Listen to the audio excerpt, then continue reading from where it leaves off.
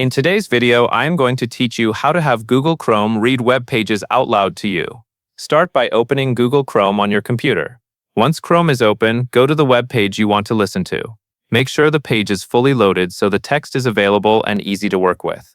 Next, look to the upper right corner of the Chrome window and click the three-dot menu. From that menu, move down to More Tools, and then click Reading Mode.